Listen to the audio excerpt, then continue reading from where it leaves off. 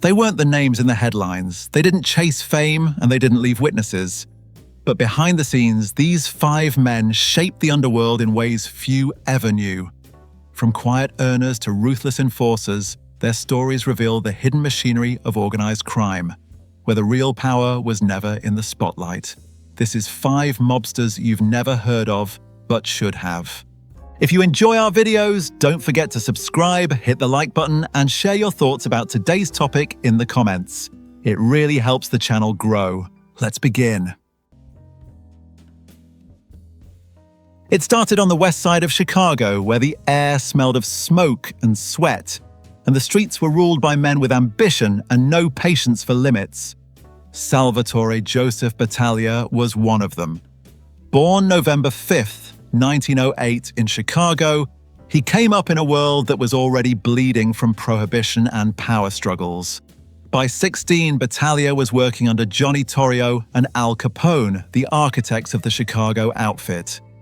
The city was a battlefield then, locked in a violent war with the North Side gang run by Dean O'Banion.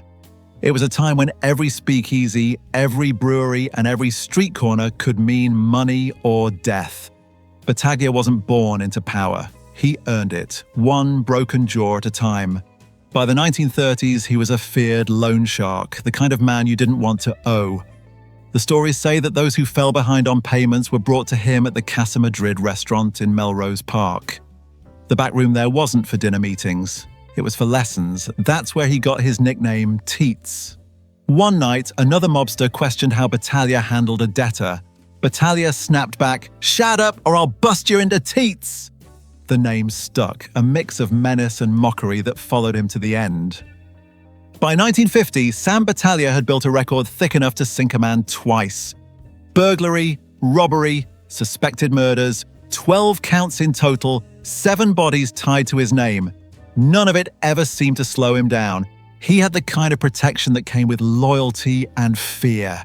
He was close to Sam Giancana, another ruthless operator who was rising fast through the outfit's ranks. Battaglia was considered one of Giancana's top men, a trusted enforcer and a man with his own crew of killers and collectors. When Giancana took over after Tony Accardo stepped into the shadows, Battaglia stood right beside him. That same decade, he was called to testify before the US Senate's Permanent Subcommittee on Investigations, the same panel that had hauled in mobsters from coast to coast. They asked him about organized crime in Chicago, about gambling, loan sharking, and corruption. Battaglia stared them down and pled the fifth more than 60 times. Inside the outfit, the power balance was always shifting. Accardo remained the quiet chairman, running things from behind closed doors. Giancana was the public face, loud, charismatic, unpredictable. And men like Felix Milwaukee Phil Aldericio and Fiore Fifi Buccieri were waiting for their turn at the table.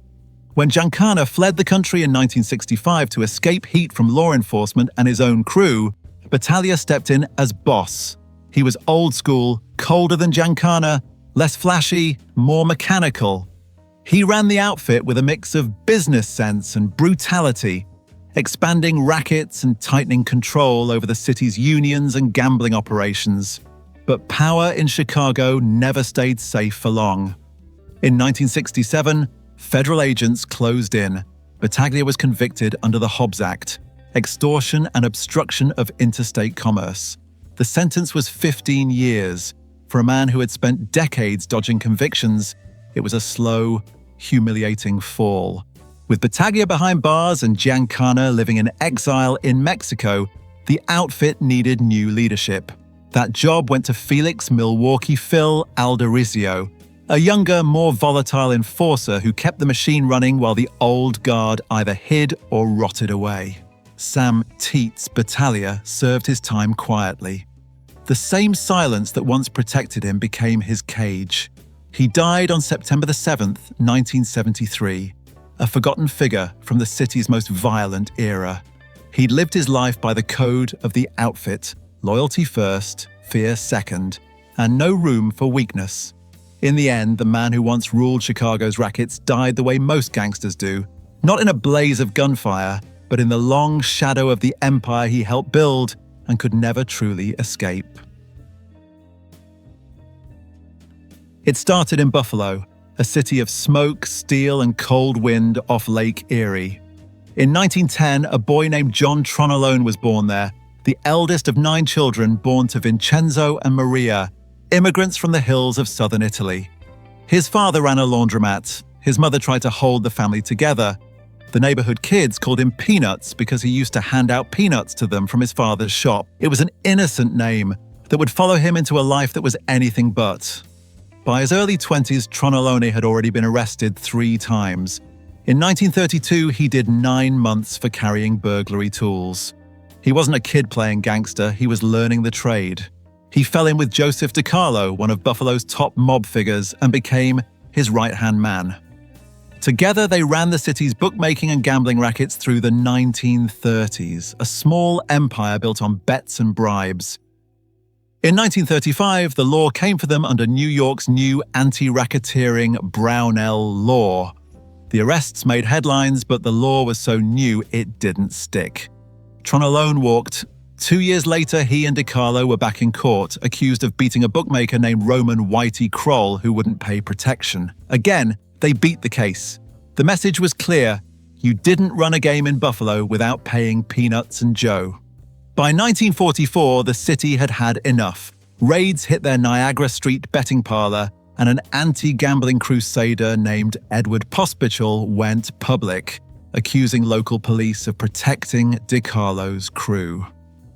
That December, Tronolone, DiCarlo, and even a Buffalo police captain were indicted for conspiracy and corruption. Weeks later, Pospichal was gunned down in the street, a murder that was never solved. In 1945, Tronolone and DiCarlo were convicted anyway. They got 18 months in the Erie County Penitentiary and a $500 fine.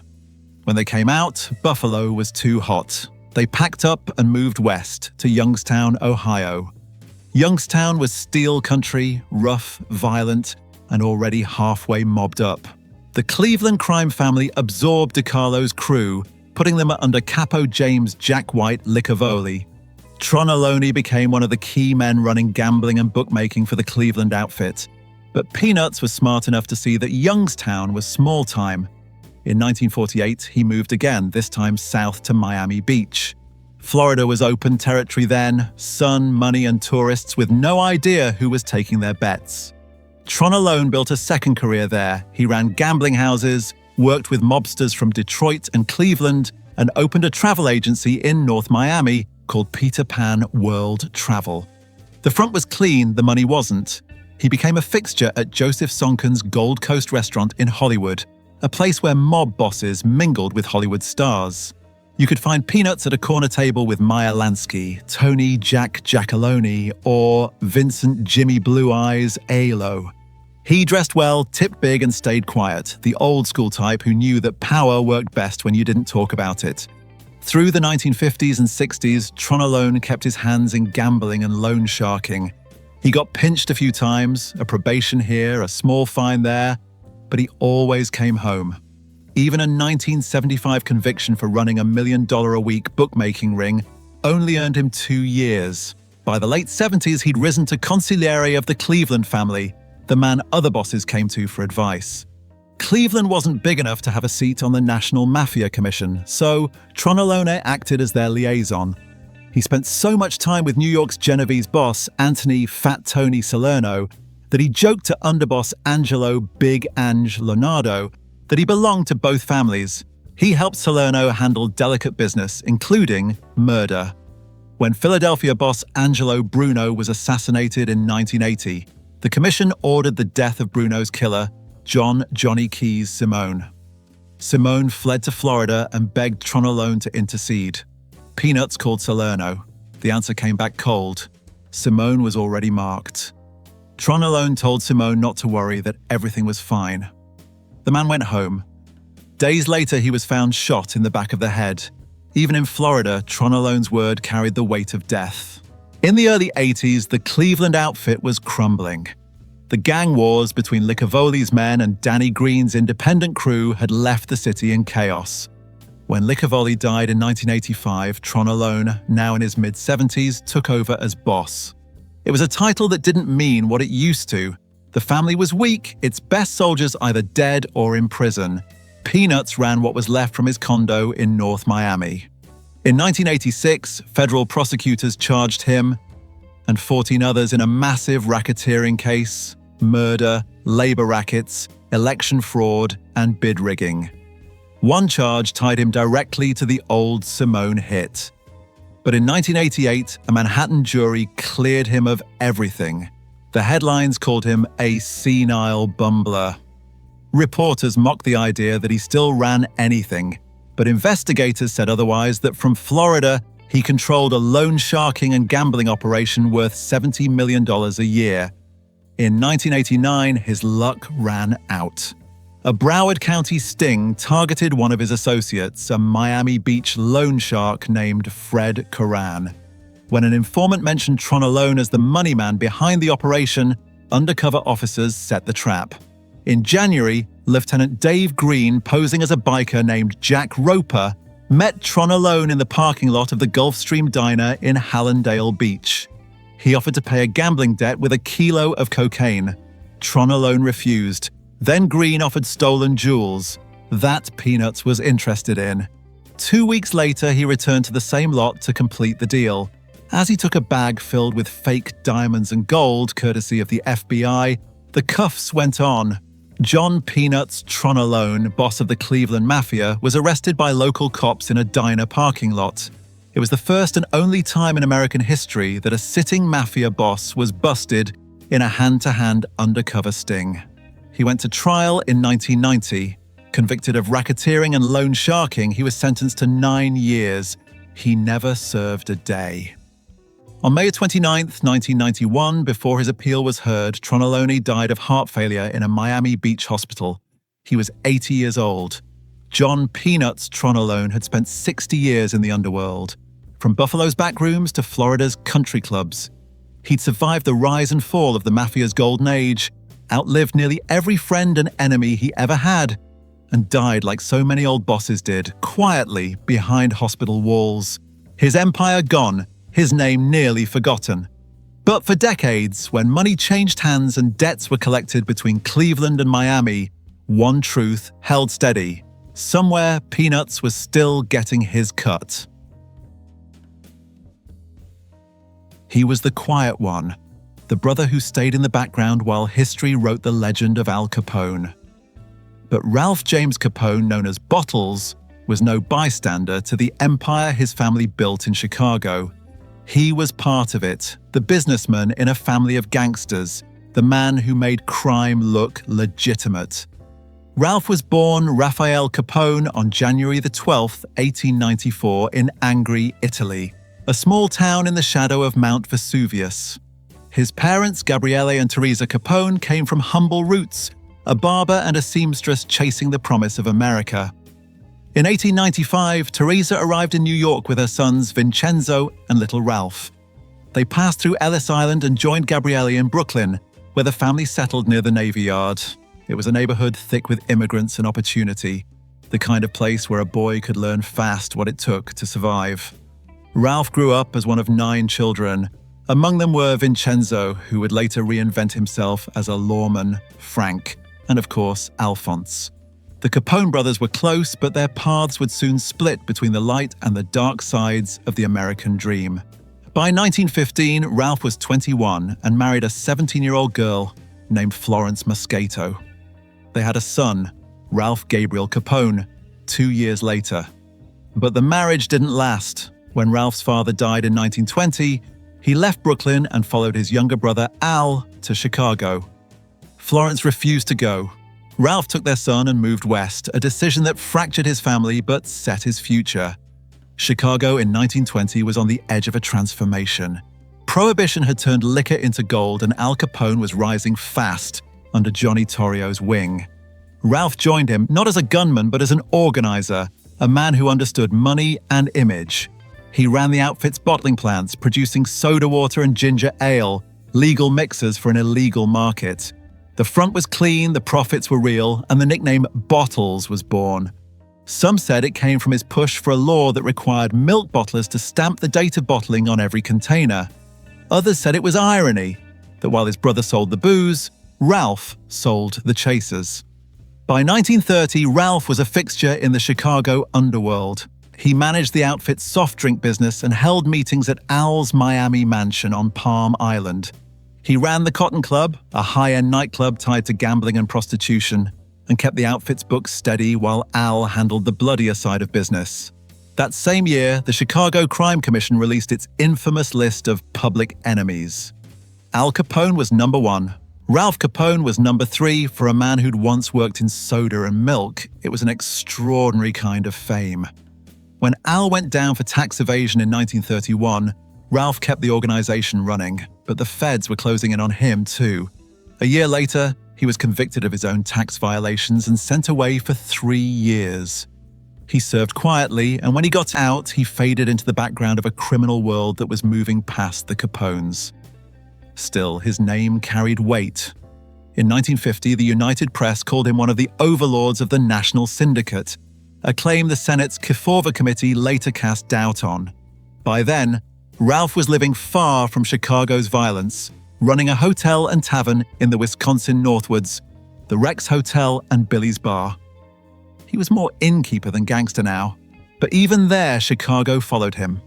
In 1935, West Side gangster Louis Altery was forced to testify against Ralph in a tax case. Weeks later, Altery was shot dead, the kind of coincidence that Chicago never treated as coincidence. Ralph Capone spent his last decades quietly in Wisconsin. He remarried in 1951 a woman named Madeline and lived out his days far from the spotlight that had consumed his brothers. He died of natural causes on November 22, 1974, in Hurley, Wisconsin, at the age of 80. His ashes were buried years later in the family plot by his granddaughter. He'd outlived Al by nearly 3 decades. He wasn't the face of the outfit or the man who turned Chicago into a kingdom of vice, but he was its backbone for a time, the brother who knew that crime didn't always need a Tommy gun. Sometimes it only needed a bottle and a name that everyone in America already feared. It started in the narrow streets of East Harlem, where the smell of garlic and brick dust mixed with the rhythm of the city, and a young kid named Antonio Corallo was learning the rules of survival. He was born there, February 12, 1913. The son of Italian immigrants raised among the tenements and storefronts that made up one of New York's toughest neighborhoods. By 16, he'd already been picked up for grand larceny. The charge didn't stick. It was his first brush with the law. And the start of a long career defined by one pattern. Anthony Corallo never stayed caught. In the 1920s, East Harlem was alive with small-time crews working under bigger names. Corallo joined the 107th Street Gang, a proving ground for young men looking to move up. By the mid-1930s, he was part of the Galliano family, the organization that would later carry the name Lucchese. Tommy Lucchese himself saw something in the quiet young man. Corallo wasn't loud, he wasn't reckless, he was patient. Lucchese paired him with Johnny Dio, a labor racketeer who controlled the garment industry's unions in Manhattan. Together, they built influence from the inside, bending labor rules, fixing contracts, and taking their cut from every paycheck. In 1941, Corallo got caught with a cache of narcotics worth $150,000. He did 6 months on Rikers. It was his first real sentence, but it didn't slow him down. 2 years later, at only 30, he became a capo regime, the leader of his own crew. He moved his operations to Queens, where the money was better and the oversight was lighter. By the 1950s, Corallo and Dio had taken over several Teamsters locals, along with the conduit workers, textile unions, and painters associations. The scam was simple but effective. Create paper locals, cut deals with companies, and take control of the labor rackets that kept New York's construction and shipping industries moving. Millions of dollars flowed into the Galliano family, and through it all, Corallo stayed untouchable. Between 1941 and 1960, he was arrested at least 12 times. None of the cases ever went to trial. Lucchese started calling him Tony Ducks. The name stuck, a tribute to a man who could slip through anything. In 1959, the US Senate wanted answers. They subpoenaed Corallo to testify about missing Teamsters money.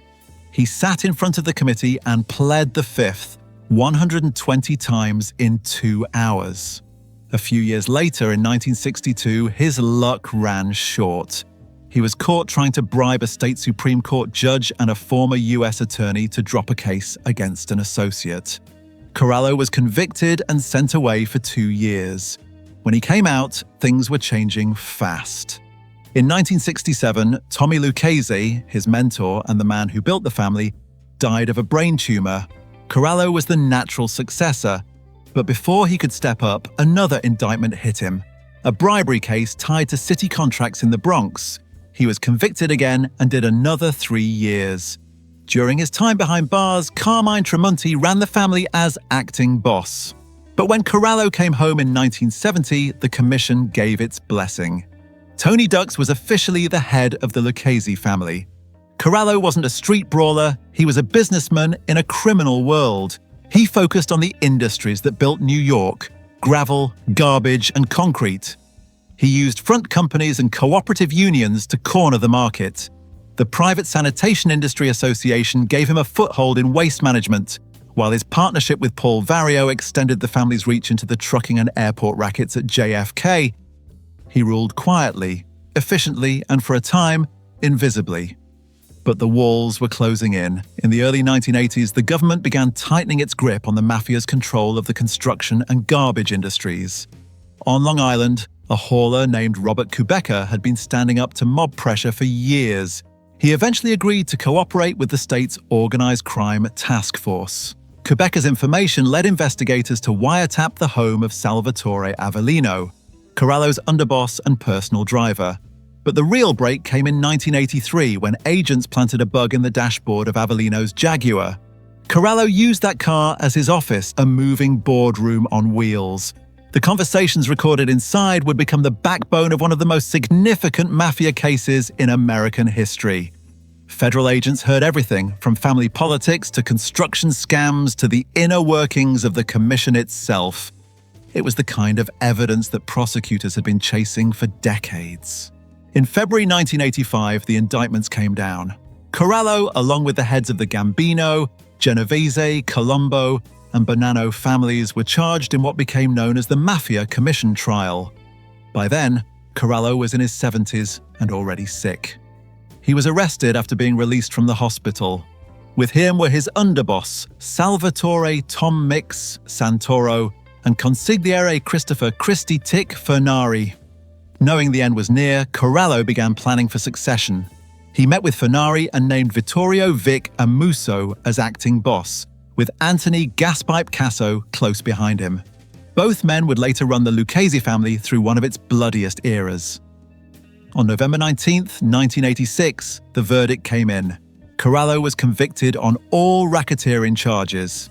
In January 1987, he was sentenced to 100 years in federal prison and fined $240,000. Anthony Tony Ducks Corallo spent the rest of his life in custody. He died of natural causes on August 23, 2000, at the Federal Medical Center in Springfield, Missouri. He was 87 years old, a man who'd spent his life mastering the art of staying out of reach, until finally, the law caught up with him. And with that, the quiet, calculating reign of Tony Ducks came to an end, not with a gunfight in the streets, but with the slow fade of time behind concrete walls. It was the height of Prohibition, when Chicago ran on bootleg whiskey, politics, and blood. And in that storm, a young man named Ludovico D'Ambrosio, later known as Vincent DRUCCI, built a legend that burned fast and ended in a police bullet. He was born in Chicago on New Year's Day, 1898. The son of Italian immigrants from the north, DRUCCI grew up with the same hunger that drove a generation of street toughs into the rackets. After serving in the Navy, he came home to a city already divided between gangs, cops, and corruption. He started small, prying open payphones, running petty scams, but he had nerve, enough to catch the attention of Dean O'Banion, the Irish florist who ruled the North Side's illegal breweries. DRUCCI joined O'Banion's outfit, a gang that called itself Irish, but by then was a patchwork of outcasts: Polish, Italian, Jewish, German. They made a fortune taking over breweries and distilleries, selling liquor the law couldn't stop and the public couldn't resist. DRUCCI became their enforcer, quick to fight, quick to laugh, always chasing the next crazy idea. They called him the schemer. He had a habit of getting drunk and talking about big plans, half of them ridiculous, all of them dangerous. But behind the jokes, he was brutal. His rackets ran on intimidation, extortion, and violence. A shopkeeper who refused to pay was beaten by one of his women. He once dressed as a priest just to insult couples on the street. He even acted in an adult short film in 1923, Bob's Hot Story. For a gangster, DRUCCI had no filter and no fear. By 1924, the city was at war. The Northside Gang's profits had made them targets. South of the river, Johnny Torrio and his protege, Al Capone, were expanding fast, backed by the Sicilian-run Jenner brothers. The Jenners cut their whiskey cheaper, flooding the market. O'Banion protested to Torrio. When nothing changed, he started hijacking Jenner shipments. The peace ended the day Mike Merlo, the political boss who kept the underworld in balance, died. 3 days later, on November the 10th, Torrio's men walked into O'Banion's flower shop, shook his hand, and shot him dead. The Northsiders struck back with fury. Jaime Weiss took command with DRUCCI and George Bugs Moran beside him. Together, they launched a campaign that would shake the city. They ambushed Capone's car, kidnapped and murdered his bodyguard, and 2 days later, nearly killed Torrio himself. Police hauled Weiss and DRUCCI to the hospital to face him, but Torrio, bleeding and broken, stayed silent. He recovered, served a short jail term, and fled back to Italy, leaving Capone in charge of the Southside Empire. From there, the killings snowballed. DRUCCI helped murder Angelo Jenner in May 1925, Tony Jenner 2 months later, and Jenner gunman Samuzzo Amatuna that November. Capone started calling DRUCCI the bedbug, a nickname for someone too unpredictable to control and too dangerous to ignore. In 1926, the city turned into a shooting gallery. Capone's gunmen ambushed DRUCCI and Weiss on the street. They fought back, pistols flashing, escaping by inches. 5 days later, it happened again. The Northsiders answered with their most audacious move yet, an assault on Capone's headquarters in Cicero. Gunmen opened up with hundreds of rounds on his hotel. Capone survived, shaken but alive. That October, Capone's men finally got Weiss. They gunned him down in front of Holy Name Cathedral. DRUCCI and Moran took over what was left of the Northside Gang. At a citywide peace conference, every major mob boss came to the table. Moran wanted revenge. DRUCCI wanted business. Against all odds, he convinced the Northsiders to accept a truce.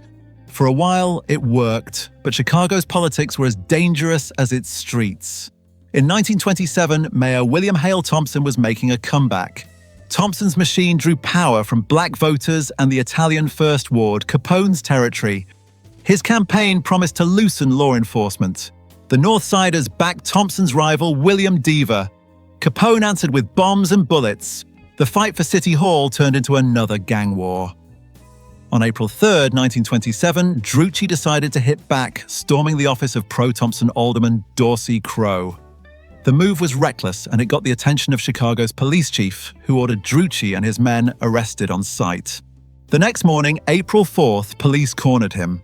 DRUCCI was carrying a concealed .45 when Detective Dan Healy, a hard man with a taste for violence, made the arrest. Healy's record was brutal, a cop who killed as easily as the men he hunted. Accounts differ on what happened next. Healy said DRUCCI got mouthy, fought back, and tried to grab his gun.